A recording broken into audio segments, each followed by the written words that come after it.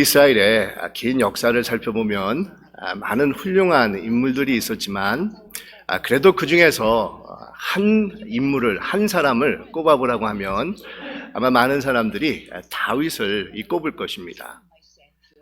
우리 현대 이스라엘이란 나라의 국기를 봐도 여러분 아시는지 모르겠지만 정중앙에 파란색의 별 하나가 현대 이스라엘 국기에 이렇게 새겨져 있는 것을 볼 수가 있는데 그 별은 The Star of David입니다. 다윗의 별이라고 칭하는 그런 별이 현대 이스라엘 국가의 국기로 새겨져 있을 정도로 이 다윗은 지금까지도 이스라엘에서 가장 존경받는 전지적인 그런 인물이라고 할 수가 있습니다. 우리 하나님께서도 다윗을 가리켜서 내 마음에 합한 사람이다 라고 칭하실 정도로 이 다윗을 끔찍하게 이렇게 아끼시면서 그를 통해서 강력한 이스라엘이라는 그런 나라를 세워가셨고 뿐만 아니라 이 다윗의 후손을 통해서 인류의 메시아가 되시는 예수 그리스도가 탄생하는 이 축복을 허락해 주신 것을 우리가 알 수가 있습니다.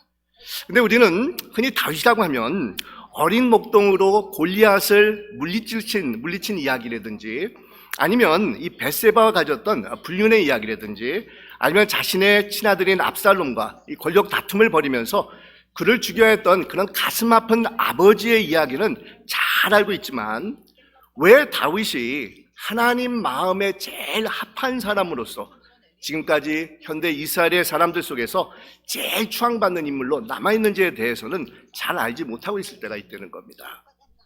그런데 여러분, 오늘 본문의 말씀은 바로 이 점에 대해서 아주 정확하게 우리에게 일깨워 주고 있는 그런 말씀이라고 할 수가 있습니다. 우리 오늘 말씀은 사실 6장을 다 읽었어야 되는데 시간상 다 읽지는 않았지만 다윗이 이스라엘이라는 나라의 수도를 예루살렘으로 옮길 때 일어난 그런 해프닝에 대해서 우리에게 소개를 해주고 있는 그런 내용이 됩니다. 그러니까 다윗은 천도를 이렇게 단행을 한 것입니다. 이 조선의 창시자인 이성계가 권력을 잡은 뒤에 도읍지를 개성해서 서울로 옮기는 것과 아주 비슷한 일을 다윗이 벌이기 시작을 한 겁니다. 여러분, 지금까지 다윗은 10년이 넘도록 외곽지대에 머물면서 게릴라 작전을 벌이다가 처음에는 이스라엘의 남쪽 부분을 차지하고는 수도를 헤브론에 정해가지고 그곳에서 7년 6개월 동안에 이 통치를 합니다. 그러다가 북쪽 이스라엘과 통일을 이룬 후에 이스라엘 수도를 이제는 예루살렘으로 옮기는 이 계획을 세운 것입니다. 예루살렘을 통일 이스라엘의 수도로 정하는 데는 지정학적으로 이 두 가지 중요한 이유가 있었는데, 하나는 산들로 둘러싸여 있는 천혜의 요새이기 때문에 웬만한 적들의 공격에도 무너지지 않는다는 것이고, 또 다른 하나는 팔레스타인의 중간에 위치하고 있었기 때문에 남과 북으로 갈라져 있었던 이스라엘의 통일 수도로 예루살렘처럼 가장 적합한 곳이 없었다는 겁니다. 이 당시 다윗은 이스라엘의 원수였던 블레셋을 물리쳤었고 사울의 왕가가 중심이 되어 있었던 북이스라엘과 평화로운 통일을 이루고 있었는데, 이제는 예루살렘으로 도읍을 옮겨가지고 소위 말하면은 정말 아주 뻔뻔하게 나라를 잘 이끌어 보겠다라는 가슴 부푼 아주 원대한 청사진을 가지고 있었다는 겁니다. 그런데 다윗의 마음 한구석에는 아무리 예루살렘이 천하의 요새이고 통일 왕국의 중심지가 되고 나름대로 원대한 국가 통치의 비전을 세웠다 할지라도 하나님이 계시지 않는다고 하면 아무런 소용이 없다라는 것을 너무도 잘 알고 있었습니다. 그래서 다윗은 수도를 예루살렘으로 옮긴 후에 하나님의 법궤를 가지고 오겠다라는 이 계획을 세우게 된 것입니다. 그러니까 아무리 인간적으로 철저한 계획을 가지고 있다 할지라도 하나님께서 축복해 주지 아니하시고 하나님께서 함께하지 않으신다고 하면은 모든 것이 헛수고라는 것을 잘 알고 있었다는 겁니다. 그러니 얼마나 훌륭한 신앙인의 모습을 이 다윗이 가지고 있었습니까? 이스라엘의 모든 권력을 다 자신의 손에 쟁취한 이 다윗이었습니다. 계속해서 승승장구를 하고 있습니다. 여론조사를 해보면 거의 100% 가까운 지지율이 나오고 있을 때입니다. 정말 마음만 먹으면 다윗이 무엇이든지 다 할 수가 있었습니다. 하지만 다윗은 하나님 앞에서 겸손했습니다. 하나님의 인도하심을 간절히 바랬습니다. 하나님 없이는 아무것도 할 수 없음을 잘 알고 있었다는 겁니다. 한마디로 다윗은 하나님을 경외하고 두려워할 줄 아는 사람이었습니다. 그래서 수도를 예루살렘으로 옮긴 후에 마지막으로 다윗은 하나님의 법궤를 가져오기를 간절히 원했는데, 여러분, 왜 법궤겠습니까? 왜 다윗은 수도를 예루살렘에 이전한 후에 그토록 하나님의 법궤를 가져오기를 그렇게 간절히 바라고 있었겠습니까? 참고로 이 법궤는 아마 여러분들 생각나시는지 모르겠지만 그래도 좀 오래된 우리 인디아나 존스라고 하는 그런 영화에 보면 해리슨 포드가 이렇게 법궤를 이렇게 찾는 그런 내용이 나오는데, 현재 이 법궤가 어디 있는지 아는 사람은 한 사람도 없습니다. 많은 역사학자들이 이 바벨론이 유다라는 나라를 멸망시켰을 때 아마 이 법궤도 이렇게 없어지지 않았는가 이렇게 생각을 하게 되는데, 여러분, 이 성경에 보면 이 법궤는 언약궤라고도 불려지기도 하고 또는 증거궤라고도 불러지는 그런 이름을 가지고 있는데, 이 법궤는 다른 것이 아니라 정말 이렇게 외형적으로 보면 작은 박스 형태로 만들어져 있는 제의 기구라는 겁니다. 하나님 앞에 제사를 드릴 때 사용되던 그런 기구라는 겁니다. 요즘 제가 수요일 예배 때 이 출애굽기 강해를 하면서 얼마 전에 여러분들에게 이 법궤에 대해서 설명을 해드린 적이 있었는데, 여러분, 법궤는 길이가 1.2m가 채 못 되고 이렇게 넓이나 아니면 높이는 60cm가 조금 넘는 직사각형 모양으로서 제 뒤에 있는 우리 성찬식 그 상에 한 반 정도 사이즈가 되지 않을까 이렇게 추측을 해보게 되는데, 이 재질은 아카시아 나무로 되어 있습니다. 그리고 그 위에는 순금으로 덮여 있고 그 위 양 끝에는 두 천사가 마주보는 그런 모양으로 갖추고 있는 것이 이 법궤가 됩니다. 그리고 그 법궤 안에는 세 가지 물품이 들어있지 않았었습니까? 하나는 십계명 돌판이고, 두 번째는 만나를 담아둔 항아리였고, 세 번째는 아론의 쌍난 지팡이가 이 법궤 안에 들어가 있었다는 겁니다. 그리고 이 법궤의 뚜껑은 하나님께서 임재하시는 이 보좌라고 할 수가 있었다는 겁니다. 거기에 1년에 한 번씩 대제사장들이 성막에 법궤가 있었던 곳이 지성소가 되는데, 지성소 안으로 들어가 가지고 피를 뿌리면서, 대속죄일 날 피를 뿌리면서 백성들의 죄의 사함을 강구했던 곳이 바로 이 법궤입니다. 그래서 법궤 윗면을 가리켜서 속죄소다라고 부르기도 합니다. mercy seat이라는 그런 이름으로 부른다는 겁니다. 그래서 여러분, 이 한마디로 법궤가 무엇이냐라고 했었을 때, 이스라엘과 함께 하시는 하나님의 임재를 상징하는 것이라고 할 수가 있다는 겁니다. 그 하나님은 어떤 하나님이시냐면, 머나먼 하늘 저 멀리에 팔짱을 끼고 가만히 우리 인간들이 하는 것을 지켜만 보고 계시는 하나님이 아니라 우리의 삶 속 깊숙이 개입하시면서 역동적으로 역사하시는 이 하나님을 이 법궤가 우리에게 상징적으로 말씀해주고 있다는 겁니다. 그래서 법궤 안에 세 가지 물품이 들어있었다고 말씀을 드렸는데, 상징적인 의미입니다. 십계명 돌판이 들어가 있었는데, 이 십계명은 우리가 세상에서 이렇게 살아야 한다는 것을 깨우쳐주는 하나님이시다는 것을 우리에게 말씀해 주는 것이고, 또 만나가 들어가 있었는데 일용할 양식을 채워주시는 우리 하나님이라는 것을 말씀하고 있고, 또 아란의 지팡이는 우리 인생의 길을 바르게 인도해 주시는 분이 하나님이다라는 것을 상징하기 위해서 이 세 가지가 법궤 안에 들어있었다는 겁니다. 이 다윗은 바로 이런 하나님을 믿고 있었고, 이런 하나님이 함께해 주셔야만 자신의 통치가 바르게 이루어져서 이스라엘이라는 나라와 사회가 부강하게 될 수 있음을 잘 알고 있었기에 이 다윗은 무엇보다도 이 법궤를 예루살렘으로 가져오기를 간절히 바라고 있었다는 겁니다. 그래서 수도를 이전한 후에 다윗은 아주 성대하게 법궤를 가져오는 그런 예식을 가지게 되는데, 여러분 6장 앞부분을 우리가 읽지 않았지만 우리 여러분 한번 집에 가셔서 읽어보시면 3만 명이 넘는 대규모 인원이 법궤를 옮기는 그런 축제, 그런 예식에 참여를 하고 여러 악기들이 동원이 됩니다. 수금과 비파와 소고와 양금과 재금이 아주 힘차게 연주가 되면서 많은 사람들이 환호하면서 이 법궤가 예루살렘으로 옮겨지게 됩니다. 그런데 이때 갑자기 전혀 예상치 못했던 이 문제가 발생하지 않습니까? 거의 30년 가까이 법궤가 이 제사장이었던 아비나답의 집에 보관되어 있었는데 그의 두 아들인 우사와 야요가 이 법궤를 운반하는 그런 책임을 맡았었습니다. 이 소들이 끄는 수레 위에 법궤를 올려놓고 우사와 야요가 호위를 하면서 이 법궤를 조심스럽게 운반을 하고 있었는데 갑자기 소들이 막 날뛰기 시작을 하자 법궤가 떨어지는 것을 걱정한 우사가 이 법궤를 붙잡게 됩니다. 그랬을 때 하나님께서 진노하셔서 그 자리에서 이 우사가 죽게 되는 이 불상사가 일어난 것입니다. 그러니 여러분 얼마나 놀랐겠습니까?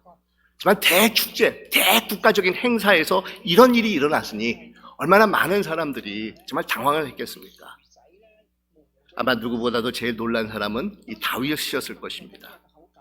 다윗은 지금까지의 그 순간을 정말 손꼽아 기다리고 있었습니다.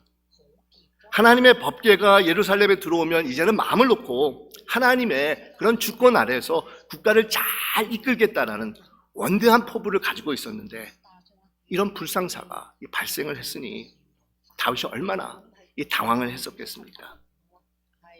하지만 다윗은 이 사건 앞에서 다시 한번 겸손해집니다. 누구를 블레임하거나 원망을 하지 않습니다. 자신의 권위 때문에, 체면 때문에 계속해서 법궤를 옮기자고 고집을 피우지 않습니다. 오히려 하나님을 두려워하면서 법궤를 옮기는 것을 그 자리에서 멈추게 하고는 근처에 살고 있던 오벤 에돔이라는 사람의 집에 법궤를 옮겨놓게 합니다. 그리고 성경에는 기록되어 있지 않지만 다윗은 아마 예루살렘으로 돌아가가지고 숙고의 시간을 가졌을 것이라는 겁니다. 자신을 돌아보는 그런 시간을 가졌을 것이라는 겁니다. 하나님의 말씀을 연구하며 무엇이 잘못되었는지를 심사숙고했었을 것이라는 겁니다. 하나님 앞에서 자신을 더욱더 낮춰보면서 간절히 기도하는 시간을 다윗이 가졌을 것이라는 겁니다.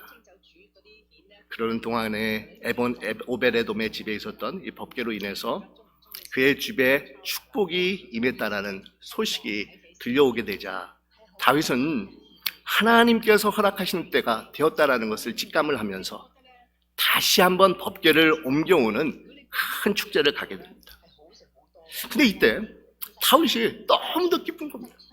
너무도 감격하는 겁니다.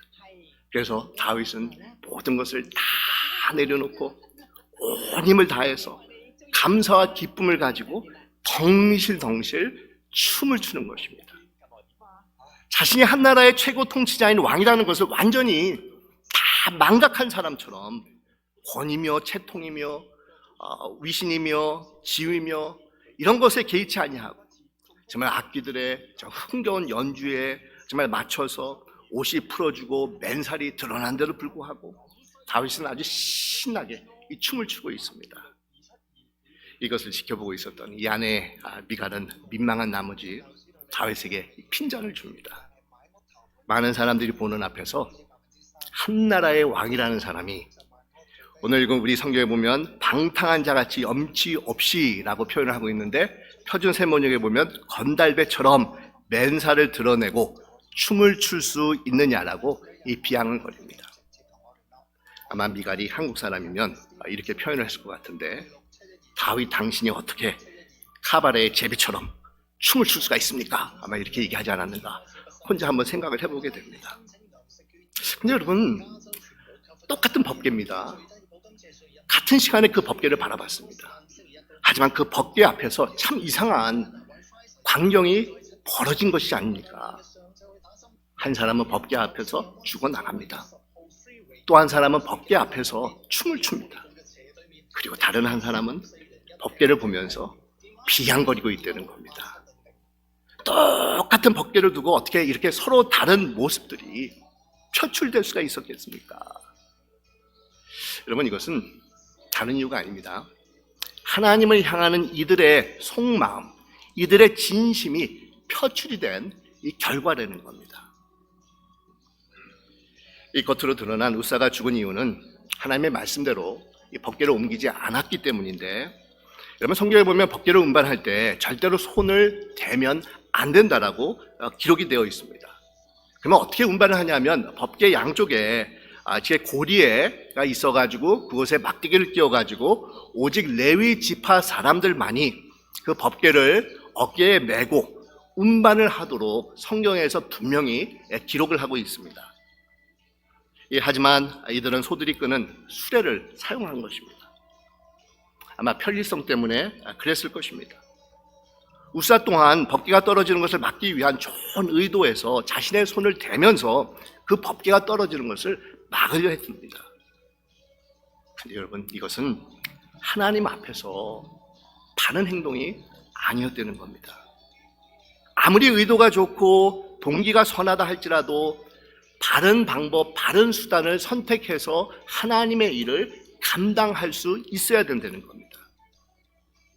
그런데 우사는 하나님의 진노를 받게 되는데, 또 다른 이유를 우리가 한번 생각해 본다고 하면 바로 우사가 가지고 있었던 법궤에 대한 이 마음 때문이지 않았는가, 이렇게 우리가 생각을 해보게 되는데, 여러분, 우사는 자신의 집에 30년이 넘도록 법궤를 보관하고 있었습니다.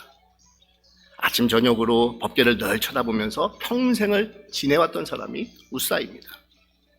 아마 처음 법궤가 집에 왔을 때는 무척이나 신비로움과 경외함을 가지고 그 법궤를 바라보았을 것이라는 겁니다. 그런데 시간이 지나면서 1년이 가고 2년이 가고 5년이 가고 10년이 가고 20년이 가면서 그의 마음이 무뎌지고 법궤 앞에서 하나님의 임재에 대한 그런 감격과 경외가 아니라 하나의 종교적인 그런 기구로 대하기 시작을 했다는 겁니다. 우리가 늘 함께 하시는 인격적인 하나님을 바라본 것이 아니라 하나의 물건 같은 비인격적인 하나님으로 우사가 여기기 시작을 했다는 겁니다. 이런 마음이 그 안에 잔재하고 있다가 보니까 운반을 하는 과정에서 법궤가 넘어지려고 하자 우사는 자기도 모른 채 손을 대면서 그 법궤를 붙잡은 것입니다.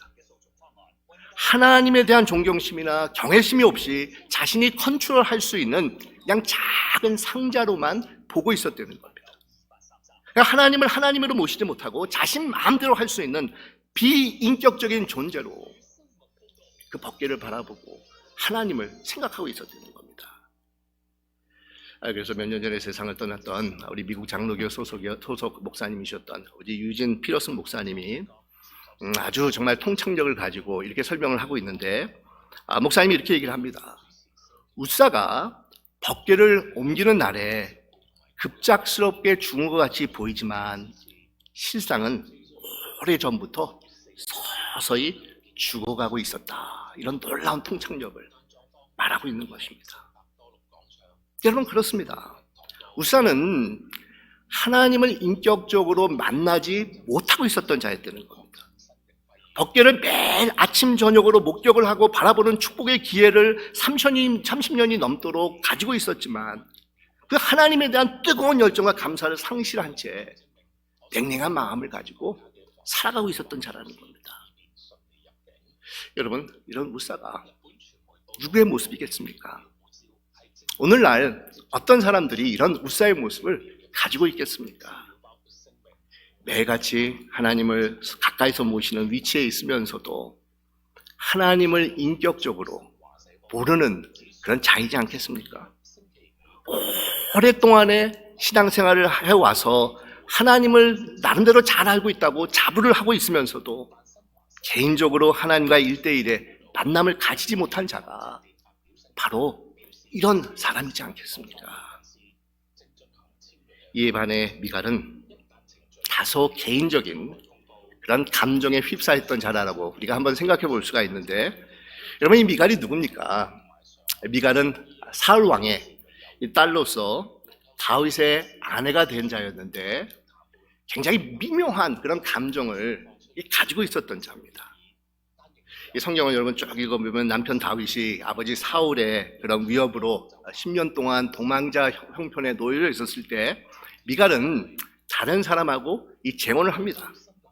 하지만 통일 왕국을 이룬 후에 다윗은 미갈을 다시 불러들여서 자신의 아내로 맞이하게 되는데, 아마 이런 정치적인 이유도 있지 않았을까 이렇게 추측을 해보게 되는데, 사울의 혈육과 관계를 유지함으로 통일 왕국을 평화롭게 유지하는 데 도움을 받고자 하는 그런 정치적인 마음에서 이 전략적으로 다윗이 다른 사람의 아내가 되어 있었던 미갈을 불러들이지 않았는가, 이렇게도 생각을 해볼 수가 있습니다.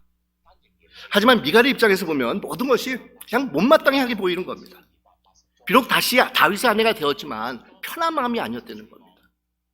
다윗이 잘되고 번영한다라는 것은 곧 자신의 혈육인 사울 왕가의 그런 몰락을 더욱더 두드러지게 보여주는 것이기 때문에 미갈의 마음은 참 이렇게 힘든, 그런 어려운, 그런 비틀어져 있는 그런 감정을 가지고 있었다는 겁니다. 그래서 법궤를 예루살렘에 가지고 오는 것에 대해서 감격과 기쁨으로 맞이하는 다윗을 보면서 이 한편으로는 속이 정말 편치 않는 그런 감정이 그 안에서 들끓기 시작합니다. 자신의 아버지 사울 왕은 죽고 자신의 가문은 멸망을 당했는데 다윗은 승승장구를 해서 예루살렘에 법궤를 모시고 오는 상황에 이르게 되었으니 마음이 전혀 편치가 않은 겁니다. 바로 이런 개인적인 감정에 휩싸였다 보니까 하나님의 임재를 상징하는 그 법궤가 예루살렘에 들어오는 것을 보면서 감사와 기쁨을 느끼지 못한 채 그러는 다윗을 보면서 더욱더 못마땅한 그런 감정이 앞서 있는 것입니다. 그래서 미갈은 자신의 개인적인 감정에 압도되어서 하나님으로 모시지 못하고 있었다는 겁니다. 하나님을 예배하는 자리에 있었음에도 불구하고 개인적인 감정 때문에, 개인적인 경험 때문에 하나님께서 베풀어 주신 그 은혜를 체험하지 못한 채 오히려 원망과 미움과 분노로 들끓고 있었던 사람이 바로 미갈이었다는 겁니다. 여러분 어떻습니까? 여러분은 이런 미갈의 마음을 가져보신 적이 있으십니까? 하나님의 은혜가 분명히 우리 앞에 놓여져 있음에도 불구하고 정말 자신의 뒤틀린 감정에 매몰되어 가지고 그 하나님의 은혜를 거부하면서 오히려 조롱하고 있었던 때가 있지 않았었습니까? 하나님의 임재를 받아들이는 것을 거부하고 있지 않았었습니까? 개인적인 감정 이외에도 그냥 세상에서 분주한 그런 개인적인 사사로운 생활 때문에, 아니면 세상에 살아가는 근심과 걱정 때문에 하나님의 은혜가 우리 안에 있었음에도 불구하고 그 은혜를 받아들이지 못한 채 마음의 불편함을 가지고 그 하나님의 은혜 속에 들어가지 못했던 이 자신을 발견할 때가 있지 않습니까? 이에 반해서 다윗은 완전히 다른 그런 반응을 보이고 있지 않습니까? 하나님의 임재 앞에서 모든 것을 다 내려놓고 감사와 기쁨에 춤을 추고 있었다는 겁니다. 여러분, 얼마나 비교가 되는 그런 모습입니까? 한 사람은 죽어나갑니다. 하지만 다른 한 사람은 생명이 넘칩니다. 한 사람은 뒤틀린 감정을 숨기지 못했지만 다른 사람은 정말 기쁨으로 충만한 것을 경험한 것이라는 겁니다. 여러분, 이 차이가 어디서 왔겠습니까? 다윗은 미갈의 말처럼 한 나라를 다스리는 왕입니다. 위엄과 품위를 지켜야 되는 지도자가 됩니다. 그런데도 이를 개의치 않고 다윗은 온 힘과 열정을 다해서 기쁨과 감사함으로 하나님의 임재와 통치를 바라보면서 춤을 추고 있었다는 겁니다. 다윗은 아무리 자신이 권위와 존경을 받는 왕이라 할지라도 이 하나님 앞에서는 예배자에 불과한 존재라는 것을 너무도 잘 알고 있었다는 겁니다. 그래서 지위와 체면에 상관없이 자신은 무엇보다도 하나님 앞에서 예배자가 되고 하나님은 예배를 받으시기에 합당하신 분이심을 늘 마음에 간직하고 있었습니다. 그래서 하나님의 그 임재를 상징하는 하나님의 통치를 뜻하는 법궤가 예루살렘으로 돌아오자 다윗은 기쁨과 감격을 감추지 못한 채 자신의 모든 것을 다해서 춤을 추면서까지 하나님을 예배하고 있었다는 겁니다. 여러분, 물론 다윗이 춤을 췄다고 해가지고 예배 시간 때마다 우리가 춤을 추자는 것은 절대로 아닙니다. 만약 그렇게 된다고 하면 저 같은 몸치 같은 사람은 하나님을 기쁘게 하는 예배자가 될 수가 없습니다. 또한 춤을 춘다고 해가지고 우리의 마음이 하나님 앞에 완전히 쏠린다라는 그런 뜻도 절대로 아닙니다. 하지만 하나님이 어떤 분이 되심을 깨닫는 순간 우리는 춤뿐만이 아니라 삶의 모든 것을 다 해서 하나님의 임재에 감격하며 예배하는 자리로 나올 수 있는 자들이 될 수가 있다는 겁니다. 다윗은 세상적으로 최고의 권력을 가지고 있었던 왕인데도 불구하고 하나님 앞에서 자신은 단지 예배자에 불과하다는 것을 잘 알고 있었습니다. 그래서 자신의 모든 그런 품위와 권위와 지위를 내려놓고 춤을 추면서까지 하나님을 예배하며 기뻐할 수가 있었습니다. 자신과 하나님과의 관계가 어떠하다는 것을 잘 알고 있었다는 겁니다. 자신은 피조물이고 하나님은 조물주가 되시고 자신은 종속자고 하나님은 주관자가 되시고 자신은 종에 불과하고 하나님은 자신 삶의 주인이라는 사실을 아주 분명하게 다윗이 깨닫고 있었기 때문입니다. 여러분, 우리가 가지고 있는 세상에 모든 것을 다 내려놓고 하나님을 우리 삶의 최고로 모셨을 때 우리 모두는 하나님께만 초점을 맞추면서 감사와 환희와 감사로 정말 하나님을 참으로 예배하는 그런 자들로 서 있을 수가 있다는 겁니다. 하나님을 전심을 다해서 사랑하는 이 자들이 될 수가 있다는 겁니다. 바로 이런 예배자로서 서 있기를 다윗이 늘 힘을 썼기에 그의 인생에서 사실 몇 가지 크나큰 실수가 있었음에도 다윗은 하나님의 인도함을 받는 귀한 인생을 살아갈 수가 있었다는 겁니다. 다윗은 누구보다도 하나님을 예배하고 하나님과 동행하는 삶을 간절히 원하고 있었습니다. 그래서 미갈이 업신여기는 말을 했을 때도 이 메시지라고 하는 우리 영어 성경을 이렇게 보면은 이런 말로 다윗이 대답을 하고 있습니다.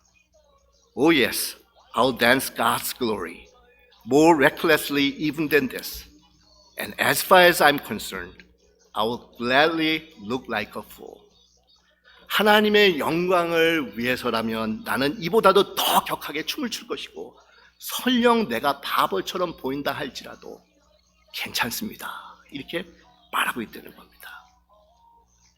하나님의 영광을 위해서라면 자신의 모든 것을 다 내려놓을 수 있다라는 다윗의 고백입니다.